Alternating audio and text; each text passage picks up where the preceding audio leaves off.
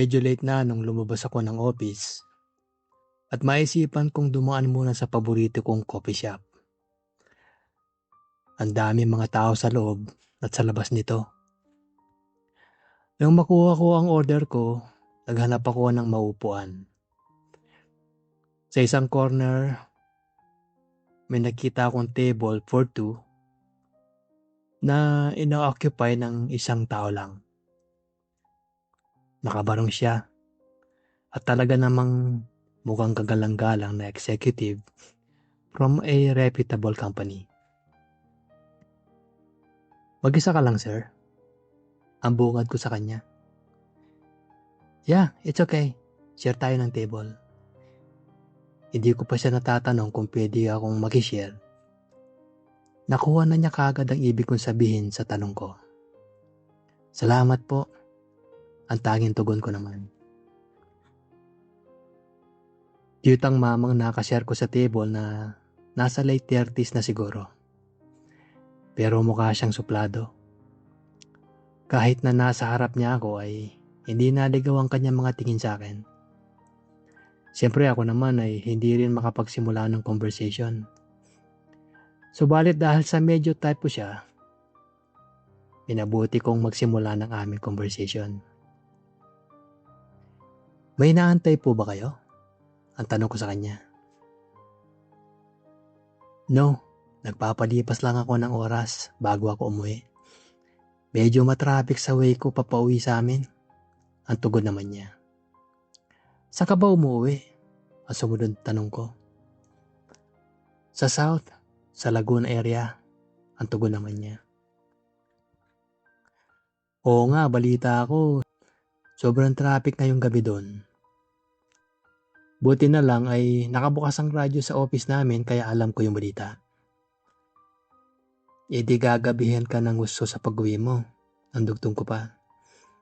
Okay lang yun. Sanay na rin ako umuwi ng ganitong oras. At tugon naman niya. Medyo malayo kasi yung sa inyo. Buti naman at naiintindihan ka ng pamilya mo. Ang nasabi ko sa kanya. Mag-isa lang ako sa amin. Wala dito sa Pilipinas ang pamilya ko. Ang sagot naman niya. Pasensya ka na kung marami akong tanong. By the way, ako nga pala si Carl. Ang pakilala ko sa kanya. Okay lang yun. At least may kausap ako habang nagpapalipas ng oras. Ako naman pala si Diego. Ang pakilala naman niya. Nagpatuloy ang kwentuhan namin tungkol sa aming trabaho.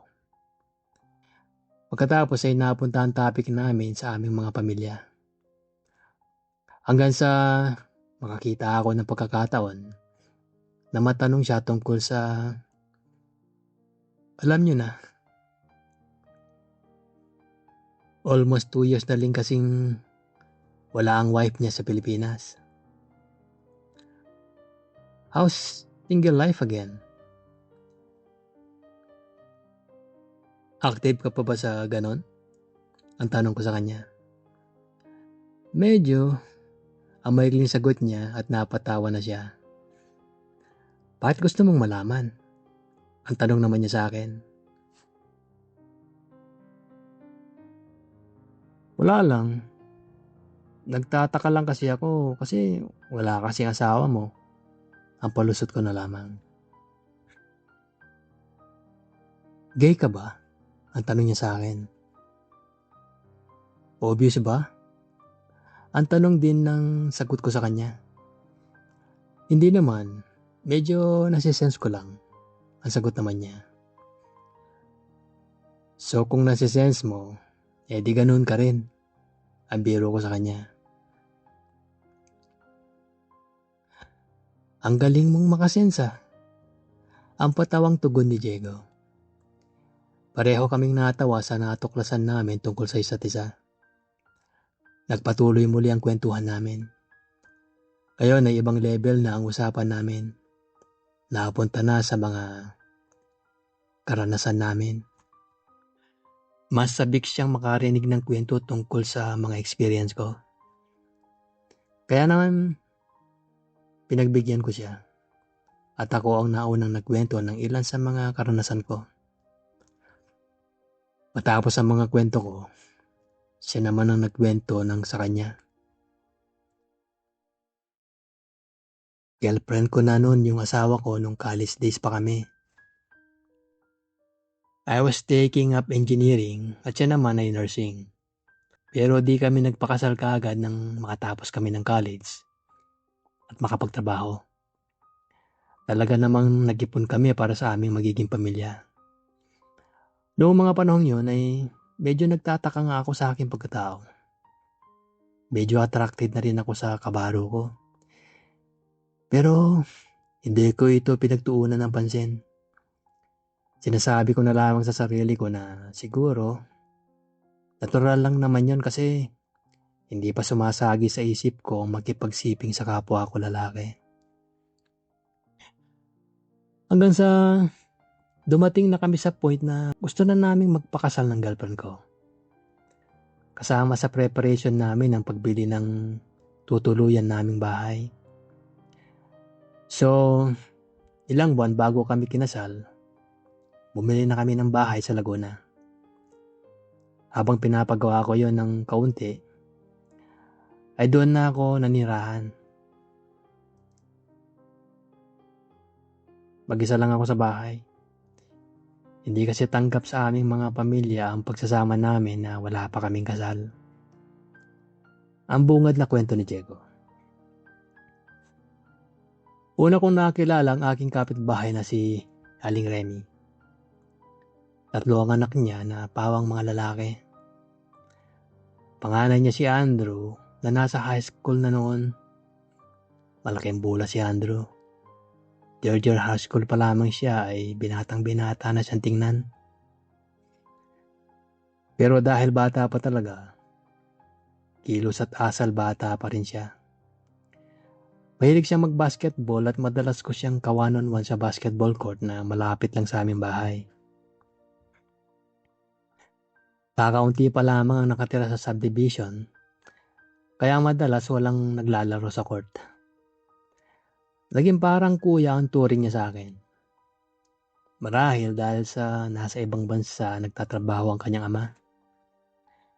Hindi lang naman siya ang naging malapit sa akin, pati na rin ang buo niyang pamilya.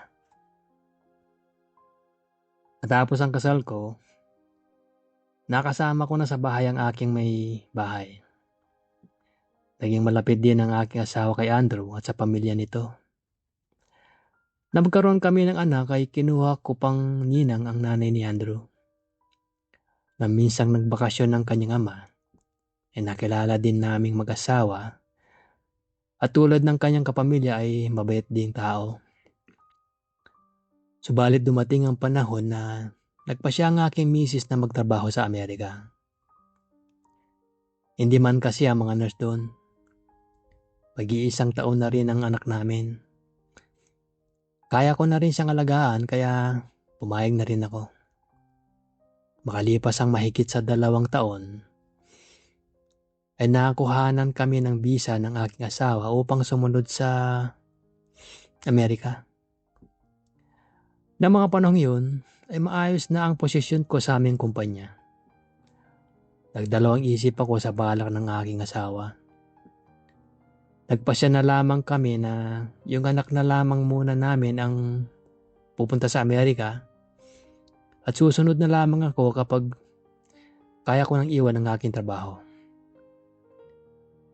Muli akong naging mag-isa sa aming bahay.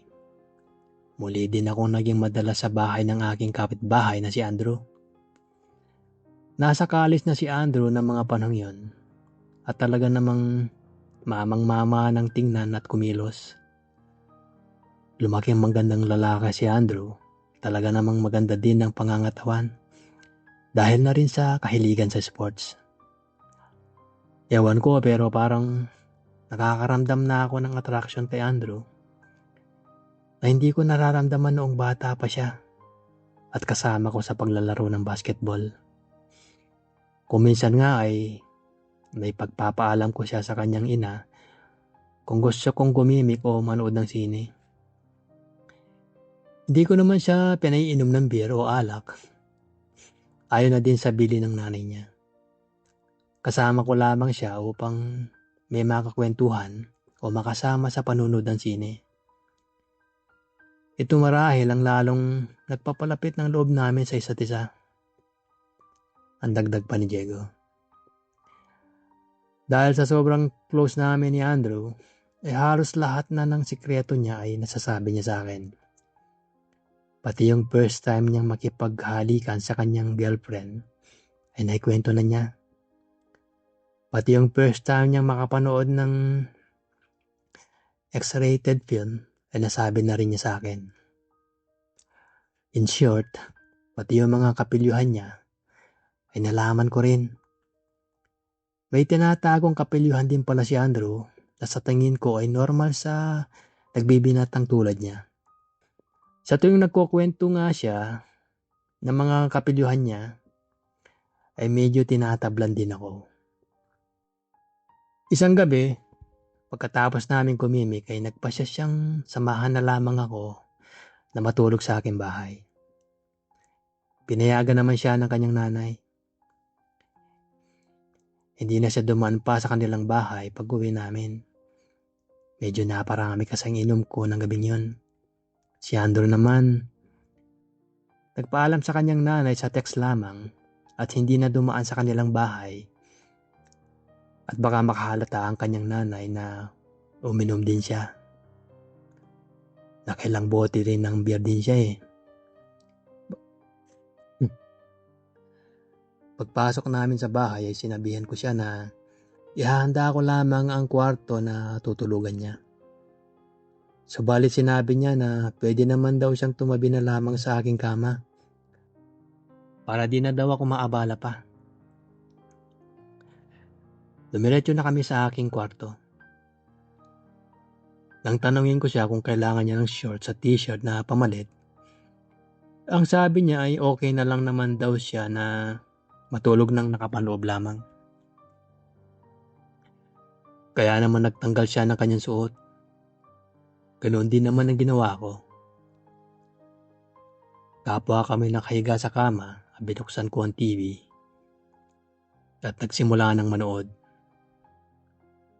Habang nakapako ang mga mata ni Andrew sa TV, ay pasimple kong pinagmamasdan ng kanyang katawan. Ang ganda talaga ng hubog ng katawan niya. Hindi mamasyal pero matikas pa rin tingnan. Biglang naputo lang pasimpleng pagmamasid ko sa katawan ni Andrew. Nang tanawin niya ako kung pwede daw kaming manood ng X-rated movie. Hindi naman ako tumanggi.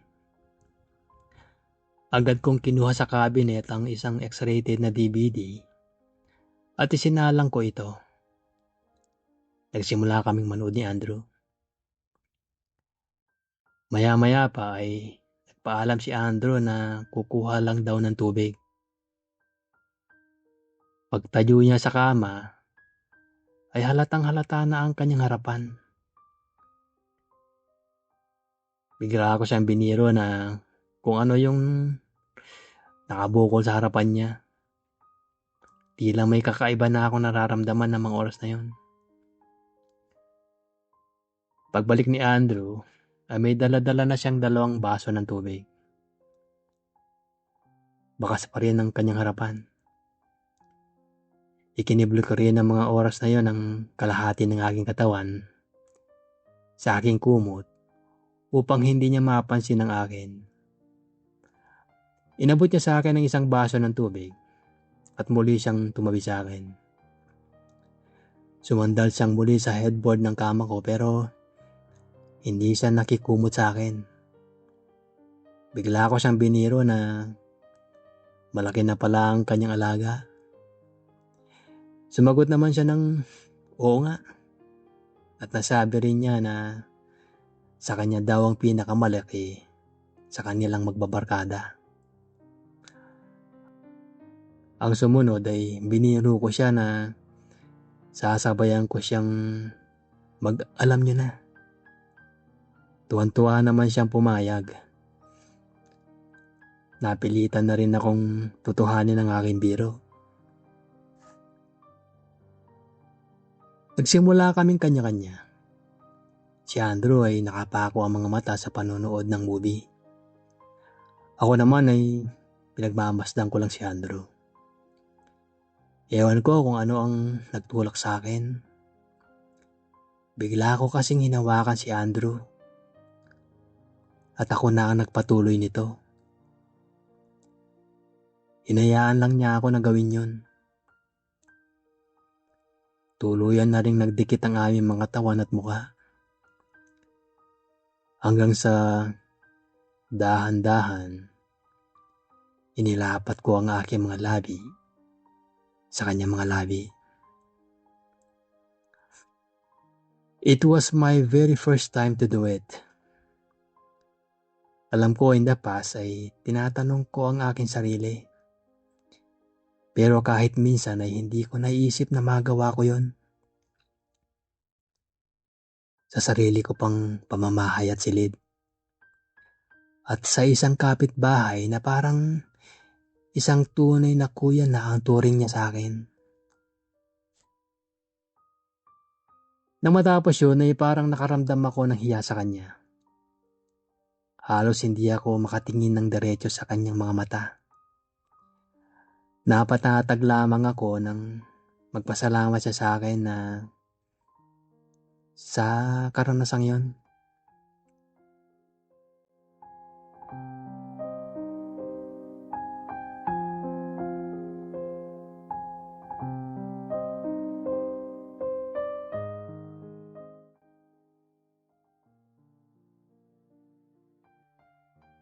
Natulog kaming kapwa walang damit.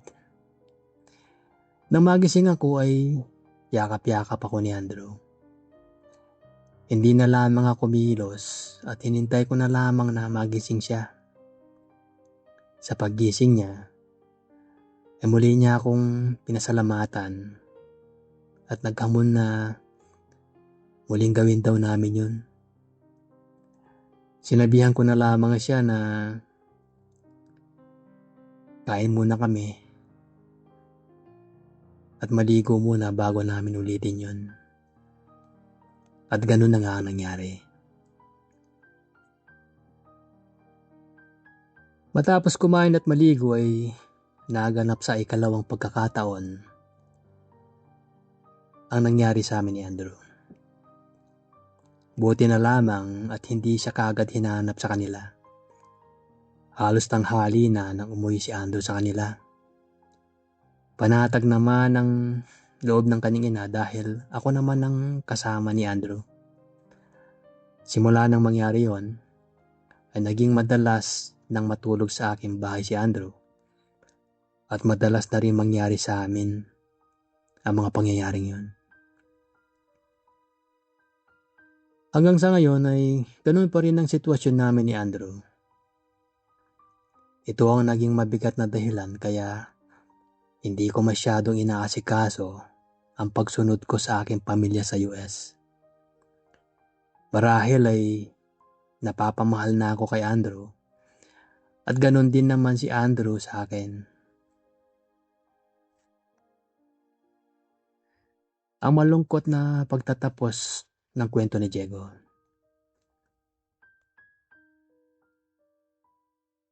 Ganun palang sitwasyon mo ngayon. So, ano na mga plano mo? Ang tanong ko sa kanya. Wala talaga akong maisip. Alam ko may obligasyon ako sa pamilya ko. Pero sa tingin ko, ay mas maligaya ako kay Andrew. Ang sagot na lamang ni Diego. Hindi kita pinanghimasukan pare. Kung ako sa'yo, uunahin ko ang obligasyon ko sa buhay. Tandaan mo, may anak ka na. At isipan mo na lamang na may isang bata ang mawawala ng isang ama. Ama na gagamay sa kanyang paglaki. Ang nasabi ko naman kay Diego. Oo nga pare. Inisip ko rin yun pero paano naman ang karapatan kong lumigaya? Ang tugtong naman ni Diego. Ganito yun pare. Based on my experience, mas marami ang hindi tumatagal na relasyon na tulad ng nais mong mangyari sa inyo ni Andrew. Hindi mo masasabi in the future kung kayo pa rin ni Andrew. Ayun pa nga lang hindi mo sigurado kung pagmamahal nga bang nararamdaman ni Andrew sa'yo. Bata pa si Andrew. At kung sa tingin mo na straight siya, na naghahanap pa lamang ng kakaibang experience, tiyak sa babae pa rin siya papatol in the future. Paano ka na? Ang paliwanag ko kay Diego. Ewan ko pero yun talaga ang gumugulo sa isipan ko. Ang maikling nasabi ni Diego. Bago ka magdesisyon, sa tingin ko kailangan mong ma-experience sa iba ang na-experience mo kay Andrew. Marami ka pang dapat ma-experience sa buhay na tulad natin. Ang patuloy na paliwanag ko kay Diego.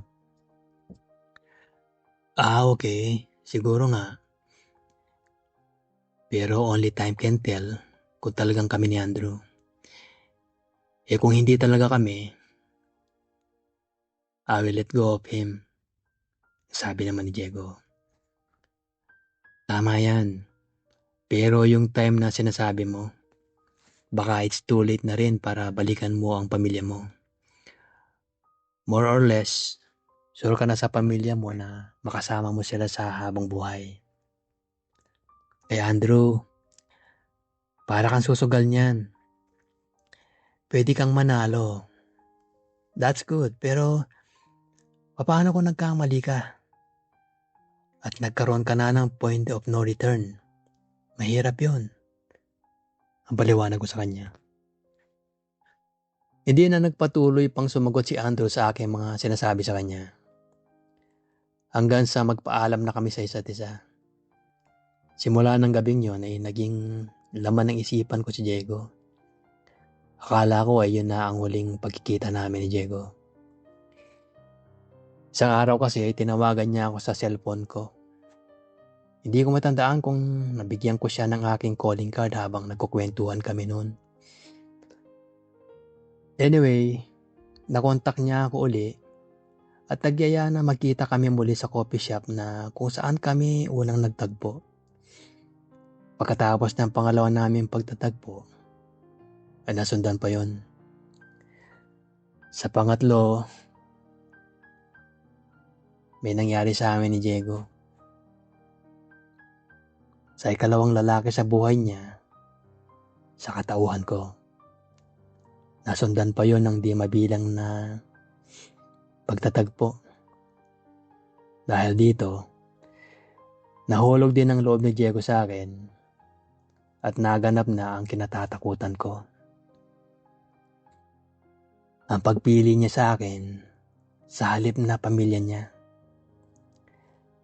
Marahil yon ang kailangang maranasan ni Diego para malaman niya ang dapat niyang tahaking landas.